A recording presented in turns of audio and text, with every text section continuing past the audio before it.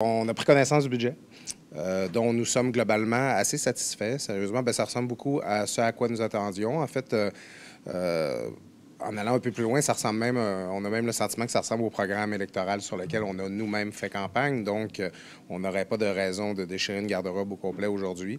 On a regardé ça. En fait, c'est beaucoup un budget qui est en continuité de choses qui avaient déjà été planifiées, c'est-à-dire le respect du cadre financier de la Ville, le maintien tel que ça avait été annoncé en août de la cote de crédit de la Ville planifiée par l'agence Moody's. La dette nette continue de baisser. Donc, ça, ce sont tous des jalons qui avaient été placés par la récente administration. Donc, nous, on ne peut que se réjouir de ça. On insiste beaucoup sur le caractère vert de ce budget-là, sur tout l'accent qui est mis sur le développement durable.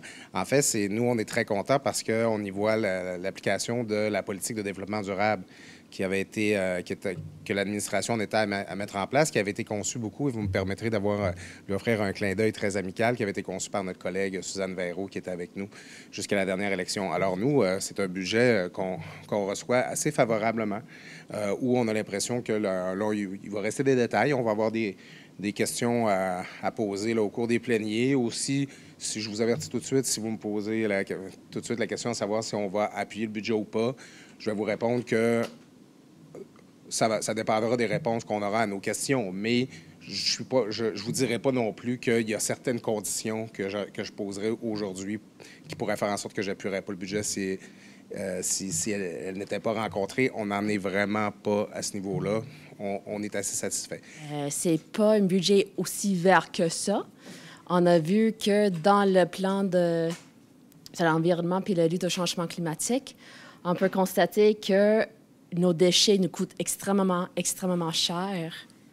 Et le fait qu'un des plus grands émetteurs de GES a la responsabilité de la Ville de Québec, c'est l'incinérateur.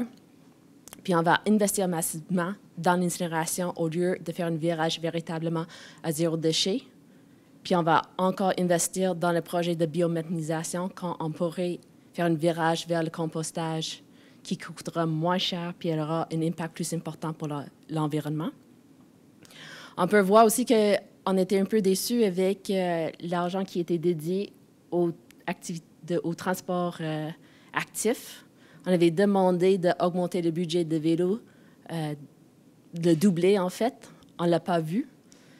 Et on n'a pas vu plus d'aménagement pour les trottoirs de façon importante qui va permettre une véritable sécurité routière pour la protection des piétons.